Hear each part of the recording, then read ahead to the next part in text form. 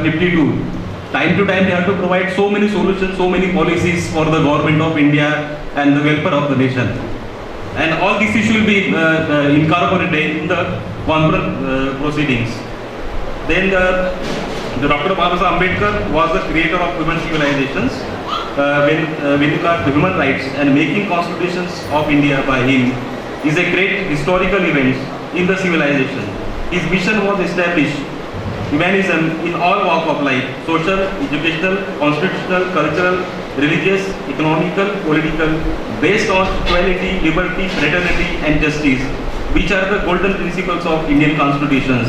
The right of all citizens secured based on the equality, liberty, fraternity, justice. We can say that the ideal of the Indian constitution is one man, one value, and its aim is to bring the social, economical revolutions in the life of the people. I am proud to say that not only India, but whole world is coming to the terms of human rights of Dr. Babasaheb Ambedkar, the concept of human rights, and convent to the social, economic and cultural rights. United Nations declarations on discriminations all speak of social, economic rights and safeguard to its communities. This is what Dr. Babasaheb Ambedkar speak much earlier in the Simon Commission in 1928 and the State and Minorities in 1947. In the present, it is big challenge before the inculcate the economic rights as a fundamental rights in the constitutions. According to him, Dr. Ambedkar says that caste is a crux of all problems and it is the mother of all problems, and therefore the elevations of caste, as told by Dr. Babasaheb Ambedkar, will not only the reality unless sanctity of the Shastra are discarded and the society is reconstructed on the base of equality, liberty, fraternity and the justice. He embraced Buddha and Buddha's Dhamma for the reconstructions of an ideal society of 14 October 1956 at Nagpur. This was the greatest conversions in the world, and he wanted to eliminate the caste economy and establish the economic democracy. His thinking to decide the economic structure of the society by constitutional law and avoid to dictatorship of communism within the ambit of parliament democracy. This is a remedy to market economy and the issue of the exploitations by the globalization. Economic philosophy of human life is essential to sustain the human and material life, which is the decent and dignified. Not only the political democracy, but the economic democracy and the social democracy are our ideal of the human society. Dear friends, fundamental structure of Indian society is divided in caste and subcaste. Health from birth is based on inequality. Due to this division, India is facing the crucial problem like the human right, social and economical inequality. In the view of above, Dr. Babasaheb Ambedkar's philosophy of man and his movement of the liberations must be understood, and therefore we have to organize a one-day international conference on the above subjects. Jai Bhim, Jai Bharat.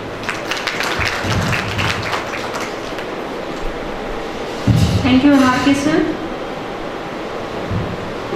Today we feel honored and delighted to have Shri Isaac Khobragade sir, a well-known renowned social worker and retired IAS officer, as a guest of honor of inaugural program. On the behalf of organization, I invite Shri Khobragade sir to please deliver his lecture on this occasion. Khobragade सरांना बोलवण्यापूर्वी भारतीय संविधानाला प्रास्ताविका आहे. ती प्रास्ताविका नाही तर मानवी हक्काची फार मोठी सनद आहे. ती दर्शनी भागात लावली पाहिजे आणि तिचं रोज वाचन झालं पाहिजे. हे सगळ्यांना ज्यांच्यामुळे माहीत झाले ते खोब्रागडे सर आपल्या समोर येत आहेत. आदरणीय खोब्रागडे. परमपूज्य डॉक्टर बाबासाहेब आंबेडकर यांना अभिवादन. Doctor Ambedkar teachers welfare association या असोसिएशनचे संस्थापक आणि आजच्या कार्यक्रमाचे सन्माननीय अध्यक्ष प्रोफेसर कवाडे सर, आमचे मित्र आणि नागपूर विद्यापीठाचे रजिस्ट्रार पुरणजी मेश्राम. या ठिकाणी ज्यांनी हा कार्यक्रम आयोजित केलेला आहे त्या असोसिएशनचे डॉक्टर प्रदीपजी हाडके, प्रकाशजी वंतर आणि मित्रांनो, सर्वांना सप्रेम देवी.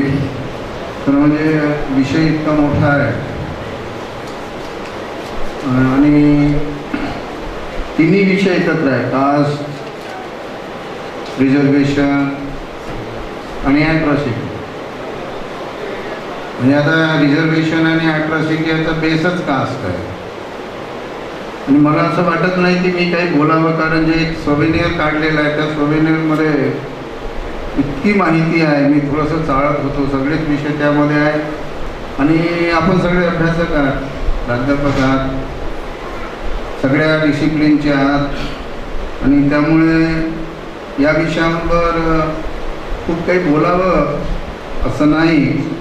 पण इथे एक जे बुकलेट काढलेलं आहे सोव्हेनियरच्या आधी, त्यामध्ये शुभ संदेश घेतला आहे. मी त्याच्यामध्ये माझं एक मत मांडलं त्यामध्ये की ह्या सगळ्या गोष्टी आहेत, त्या होत्या आहेत आणि पुढे जर राहू द्यायचं नसेल तर मग आपली दिशा जी डॉक्टर बाबासाहेब आंबेडकरांनी निश्चित करून दिली आहे त्यावर आपलं काम प्रत्यक्षात काय, याचं पण चिंतन करण्याची गरज आहे. आम्ही एक महाराष्ट्र ऑफिसर फोरमच्या वतीने एक 1.5 वर्षापूर्वी एक आरक्षण परिषद देशपांडे हॉलमध्ये घेतली होती. आरक्षणाबद्दलचे अनेक गैरसमज आहेत. अनेकांना नेमकं आरक्षण म्हणजे काय याचा कन्सेप्ट सुद्धा माहीत नाही सर्वसामान्यांना. म्हणजे आपण इथे बसलेले आहेत त्यांना माहीत आहे. काही लोक सांगतात की आर्थिक आधारावर आरक्षण देऊन टाका. राजकीय लोक सांगतात की सगळ्यांना आरक्षण देऊन टाका.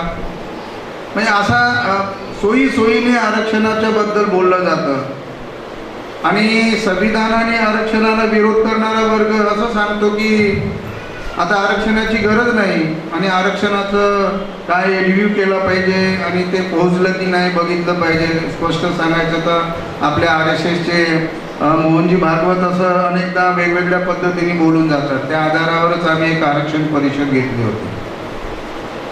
आरक्षणाचा कायदा महाराष्ट्राचा मॅटनी रद्द केला, तो हायकोर्टात गेला, त्याच्या पुढे काय चाललेलं आहे.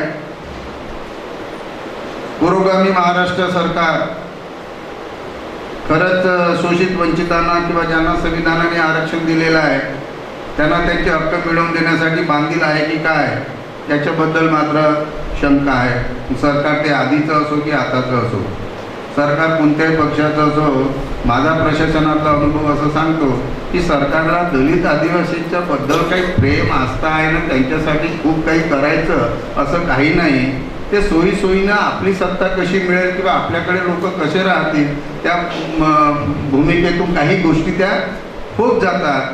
पण असा एक भारताच्या संविधानाने आणि संविधान निर्माते डॉक्टर बाबासाहेब आंबेडकरांनी सांगितलं की बाई SC/STला सोशली आणि एज्युकेशनली बॅकवर्ड आहेत म्हणून, ते जातीच्या आधारावर आहे म्हणून त्यांचे सगळं बॅकलॉग भरून टाका. तर महाराष्ट्रामध्ये पण बॅकलॉग भरला गेला नाही, देशात तर नाहीच नाही. मग आता हे बॅकलॉग भरून घेण्याची जबाबदारी कोणाची आहे? ठीक आहे, आरक्षणाच्या कायद्याची अंमलबजावणी करायची म्हणजे नेमकं काय करायचं? तर पदं भरायचे आणि किती पदं भरायचे? जी टक्केवारी ठरवून दिलेली आहे तेवढे तरी भरायचे. म्हणजे प्रामाणिकपणा काय आहे राज्यकर्त्यांचा किंवा प्रशासनातल्या लोकांचा की जे संविधानाने सांगितलं किंवा कायद्याने सांगितलं ते इमानदारीने करणं. आणि ते जर होत नाही तर इमानदारी नाही हे स्पष्ट होते. आणि इमानदारी नाही त्याचं कारण काय असेल तर राज्यकर्त्यांच्या मनात आणि प्रशासन करणाऱ्यांच्या मनात सुद्धा जातीवाद आहे आणि ते जातीवाद वेगवेगळ्या पद्धतीने व्यक्त करत असतात. मी काही दिवसापूर्वी प्रशासनातील जातीवाद असं एक आर्टिकल लिहिलं होतं. मी आता एक कवाडे सर एक पुस्तक काढलं, प्रशासनाचे समाजशास्त्र. त्यामध्ये प्रशासनातील जातीवाद, आता इथे हा बोलण्याचा विषय नाही, मी वर्धेला कलेक्टर होतो.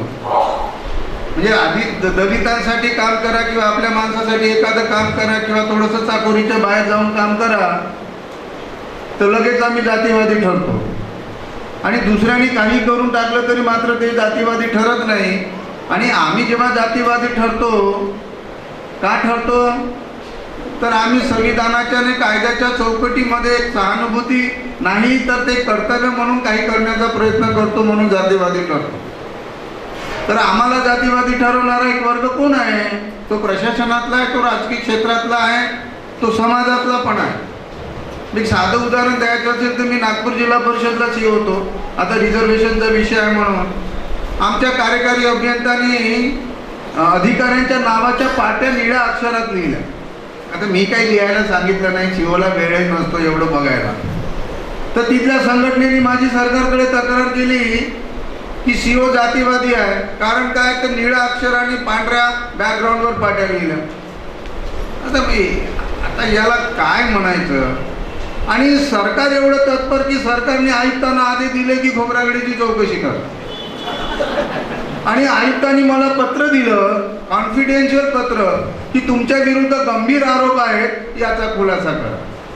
मी आयुक्तांना पत्र लिहिलं की माझ्या विरुद्ध गंभीर आरोप आहेत, तर मी खुलासा करण्यापेक्षा तुम्ही इंडिपेंडंट चौकशी करा ना. आम्ही चौकशीला घाबरणारे लोक नाही आहे, घाबरत नाही. आणि आम्ही मागासवर्गीयासाठी काम तर ठासूनच केलं पाहिजे, मी याही मतात आहे. तिथेही घाबरण्याचं कारण नाही. म्हणजे आम्ही नाही करायचं कोणी? दुसरी तक्रार त्यांनी केली की या नागपूर जिल्हा परिषदमध्ये बरेचसे अधिकारी अनुसूचित जातीचे आहेत आणि हे इजेड खोब्रागडेमुळे आहेत. मी त्यांना विचारलं की बाबा रे, मी काही सरकार आहे का, मुख्यमंत्री आहे का, की या नागपूर जिल्हा परिषदमध्ये सगळे अधिकारी मी अपॉइंट केलेले आहेत? वर्ग 1 वर्ग 2चे अधिकाऱ्यांची पोस्टिंग बदली करण्याचे अधिकार राज्य शासनाचे आहे. अशी काही मूर्ख लोक समाजामध्ये आहेत. एक संघटनेच्या नावाने जो समाजासाठी किंवा बाबासाहेबांचं काम करणारा अधिकारी असेल तर त्यांना तसं म्हणजे काय डिमोटिवेट करू किंवा डिमॉरलाइज करू असं करणारा वर्ग असतो. आता खरंच हे रिझर्वेशनमधून आलेले अधिकारी फार घाबरतात, हे एक तेवढंच खरं आहे, फार घाबरतात. हो कसं होईल आमचं? अरे काय व्हायचं आहे तुझं? चांगलं रिझर्वेशनमधून पद मिळालं, आता कशाला घाबरतो? आणि होऊन काय होणार आहे? नोकरी जाईल का? आणि नोकरी जाणार असेल तर त्याची खूप मोठी प्रक्रिया आहे. भारताच्या संविधानाने आर्टिकल 311 मध्ये एवढं प्रोटेक्शन दिलेलं आहे, पण एवढं काय घाबरायची गरज आहे? म्हणजे व्यक्तीने घाबरू नये आणि संघटनेने तर अजिबात घाबरू नये. पण हल्ली वातावरण असं आहे की आपल्यालाही रिझर्वेशनचा फायदा घेणारा वर्ग, मला काय करायचं त्याचं, मी माझं आधी बघतो आणि उरलाच वेळ तर मग मी समाजाच्या बद्दलचं फक्त चिंतन करतो. मला वाटतं फक्त समाजाचे चिंतन करण्याची आता वेळ नाही आहे. समाजाचे प्रश्न समजून घेऊन ते सोडवण्याची वेळ आलेली आहे. ॲट्रॉसिटीचा फार मोठा गाजावाजा त्या कोपर्डीच्या घटनेवरून झाला. आम्ही पण ॲट्रॉसिटीच्या संदर्भामध्ये एक परिषद भरवली होती. मी एक आर्टिकल लिहिलं होतं महाराष्ट्र टाइम्समध्ये. आता मी प्रशासनात काम केलं. ॲट्रॉसिटीचा कायदा आहे, सरांना माहीत आहे की माननीय मुख्यमंत्री यांच्या अध्यक्षतेखाली ॲट्रॉसिटीच्या रूल 16 मध्ये एक कमिटी आहे आणि ती कमिटी मुख्यमंत्र्याच्या अध्यक्षतेखाली जी आहे, व्हिजिलन्स अँड मॉनिटरिंग कमिटी. आता या कमिटीची बैठक वर्षातून 2दा झाली पाहिजे, कारण हा विषय आहे. कदाचित या पुस्तकामध्ये ॲट्रॉसिटीवर ज्यांनी लिहिलं असेल त्याच्यात कदाचित उल्लेख असेलही. तर रूल 16 असं सांगतो आणि त्यामध्ये कमिटीमध्ये काही आमदार आहेत, खासदार आहेत. 2 वेळा मुख्यमंत्र्यांनी बैठक घेतली पाहिजे. That is mandatory. बैठक घेणं हे मॅन्डेटरी आहे. द चीफ मिनिस्टर शालचा अर्थ मॅन्डेटरी होतो. मी माहितीच्या अधिकारामध्ये मुख्यमंत्र्याच्या कार्यालयाकडे माहिती मागितली. साहेब, ही सत्ता जी आली या सरकारची 2 वर्ष झाले, त्यांनी फक्त मार्च 2015 मध्ये एक मुख्यमंत्र्यांनी बैठक घेतली आणि त्या बैठकीमध्ये या कमिटीमध्ये जे काही मागासवर्गीयांचे प्रतिनिधी नेमण्यात आले होते त्यापैकी बरेचसे प्रतिनिधी सुद्धा त्या बैठकीला उपस्थित नाही. दिस इज ऑन रेकॉर्ड. म्हणजे कोणाबद्दल मला काही बोलायचं नाही आहे. पण मग ॲट्रॉसिटी हे जर अन्याय अत्याचार जर SC ST वर होतो, जातीयवादातून होतो आणि कायद्यामध्ये जर तरतूद आहे, तर मुख्यमंत्री आपल्या महाराष्ट्रातले आणि आत्ता नागपूरचे गल्लीबोळामध्ये कार्यक्रमाला जातात. मग ॲट्रॉसिटी सारख्या विषयाची दर 6 महिन्यातून एकदा 1 दिवस बैठक घ्यायला त्यांना वेळ मिळत नाही का, असा जर प्रश्न आपण का विचारू नये? पण आपण प्रश्नच नाही विचारत. आपण फक्त सांगत राहतो, हे केलं पाहिजे, ते केलं पाहिजे, ते केलं पाहिजे. अरे पण नेमकं कायद्यात आहे ते जर करत नसतील तर ते केलं पाहिजे. आत्ता मी पुन्हा मग त्यांनी मला प्रोसिडिंग पाठवलं. त्या प्रोसिडिंगमध्ये 15-16 विषयावर चर्चा झाली. मी पुन्हा RTIचा वापर केला. मी RTIला मुख्यमंत्र्याकडे पाठवलं की तुम्ही हे जे डिसिजन 13 की 15 मार्चच्या बैठकीमध्ये 2015ला घेतलं त्या प्रत्येक निर्णयावर काय झालं. त्यावर कवाडे सर आपण आमदार आहात, सामाजिक न्याय विभाग हे नोडल डिपार्टमेंट आहे. मी त्याही विभागात काम केलं. त्या डिपार्टमेंटनी अजूनही त्यावर काय झालं त्याचं उत्तर देत नाही. आणि मग कायदे आहेत, आरक्षणाचं धोरण आहे, संविधानामध्ये तरतूद आहे. आपण नेहमी सांगतो समानतेचं तत्व आहे. आर्टिकल 14 आहे, 15 आहे, 16 आहे. आर्टिकल 17 अस्पृश्यता निवारण झाली आहे. जातीवादावरून अन्याय अत्याचार होतो म्हणून PCF म्हणजे protection of civil right act आहे. त्याच्या पुढे जाऊन आपला प्रोटेक्शन ऑफ ॲट्रॉसिटी ॲक्ट आहे 1989चा. आता तो सुधारित झालेला आहे. पुन्हा त्यामध्ये आर्थिक मदतीचं खूप सुधारणा झालेल्या आहे आता रिसेंटली त्या कायद्यामध्ये. हे सगळे कायदे आहेत, नाही असं नाही आहे. आणि म्हणून हे कायदे अंमलात आणावे यंत्रणेने, त्यासाठी जो दबाव गट तयार व्हायला पाहिजे. आता तो दबाव गट हा विधिमंडळात व्हायला लागेल, तो पार्लमेंटमध्ये व्हावा लागेल, तो लोकप्रतिनिधीच्या माध्यमातून व्हावे लागेल, तो संघटनेच्या माध्यमातून व्हावे लागेल. So many social organization are working. पण इम्पॅक्ट होईल अशा पद्धतीचं काम आज आपल्याकडे दिसत नाही. मला वाटतं हडके सर आजच्या या इंटरनॅशनल म्हणजे कॉन्फरन्स ही इंटरनॅशनल आहे की नॅशनल आहे हे महत्त्वाचं नाही आहे माझ्या दृष्टीनं. पण त्या कॉन्फरन्समध्ये आपण काय रिझॉल्युशन घेऊन पुढे येतो, आम्हीची कमिटमेंट काय आहे हे जास्त महत्त्वाचं आहे.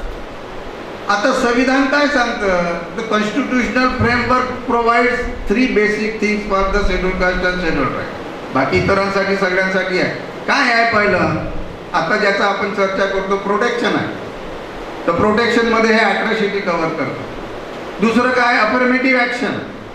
ती फार त्याचा ब्रॉड बेस आहे अफर्मेटिव्ह ॲक्शनचा. आपण तर फक्त रिझर्वेशन पॉलिटिकल फील्डमध्ये एज्युकेशन आणि नोकऱ्या एवढाच लिमिटेड केलेला आहे. या बाहेर अजून खूप गोष्टी आहेत. प्रायव्हेट सेक्टर असेल, जमिनीमध्ये असेल, म्हणजे जमीन वाटपामध्ये रिझर्वेशन का असू नये. आता हा जर तुम्ही या व्हेरायटी चौकापासून जर तुम्ही तिकडे पूर्ण अंबाझरी गार्डनकडे गेलात किंवा इकडनं जर गेला, यामध्ये मिळालेल्या जमिनी कोणाला मिळाल्या, ह्या सगळ्या सरकारच्या नजूलच्या जमिनी आहेत. त्यामध्ये शेड्यूल कास्ट आणि शेड्यूल ट्राईबच्या किती संस्था, किती व्यक्ती आहेत की त्यांना नागपुरामध्ये जमीन मिळाल्या. आज कॉर्पोरेशननी असेल किंवा NITनी असेल की ज्या जमिनी सरकारच्या वाढलेल्या असेल त्या कोणाला मिळाल्या, त्यामध्ये आम्हाला किती मिळाल्या. आम्ही या देशाचे नागरिक नाहीत का? 25% पॉप्युलेशन आमचं असताना आम्हाला काय मिळणार, हा प्रश्न आपल्याला विचारावा लागेल. आणि तिसरा आहे सोशो इकॉनॉमिक डेव्हलपमेंट. खरं म्हणजे आता याचं एक्सटेन्शन हा सोशल इकॉनॉमिक डेव्हलपमेंट. आता बजेट आलं 2017-18चं बजेट आलं. या बजेटमध्ये खरं तर मला असोसिएशनला विनंती करायची आहे की हे बजेट काय आहे याच्यावर एक वेगळी चर्चासत्र आयोजित करायची गरज आहे. आम्हाला हे बजेट म्हणजे इकॉनॉमिक्सचा अभ्यास करणाऱ्यांना कदाचित माहीत आहे हे बजेट, पण सर्वसामान्य माणसाला बजेट नाही माहीत. शेड्यूल कास्ट आणि शेड्यूल ट्राईबचा सामाजिक आर्थिक विकास व्हावा, शैक्षणिक विकास व्हावा म्हणून 6व्या पंचवार्षिक योजनेपासून स्पेशल कॉम्पोनंट प्लॅन आणि ट्रायबल सब प्लॅन हा सुरू झालेला आहे. म्हणजे जे अभ्यासक आहे त्यांना माहीत आहे. आणि तो 6व्या पंचवार्षिक योजनेतून जेव्हा सुरू झाला तेव्हा SC आणि ST यांचं जे पॉप्युलेशन पर्सेंटेज आहे, या पॉप्युलेशन पर्सेंटेजच्या किमान म्हणजे at least to the proportion of the population of the schedule caste and schedule tribe the fund allocation should be made in the sub plan. तर सब प्लॅन हा शेड्यूल कास्टचा आहे म्हणून सब प्लॅन, आणि हा शेड्यूल कास्ट सब प्लॅन किंवा tribal sub plan आदिवासीसाठी it is a integral part of the annual plan and the 5 year plan. म्हणजे पंचवार्षिक योजनेचा दरवर्षीचं बजेट येते, तो ॲन्युअल प्लॅन येतो. आणि त्या ॲन्युअल प्लॅनमध्ये SC आणि ST यांच्या विकासासाठी ज्या योजना आहेत किंवा त्यांचं स्कॉलरशिप असेल, जमिनीचे विषय असेल, अजून अनेक विषय आहेत, यांच्यासाठी हा प्लॅन जर तयार झाला तर 6व्या पंचवार्षिक योजनेपासून या प्लॅनचं काय झालं, आज किती वर्ष झाले त्याला. 1980-85 पासूनचा प्लॅन आला तो 6वी पंचवार्षिक योजना. काँग्रेसचं सरकार असेपर्यंत किमान काहीतरी पैसे देत होते. प्लॅन आणि नॉन प्लॅन हे वेगवेगळे प्रेझेंट केले जात होते.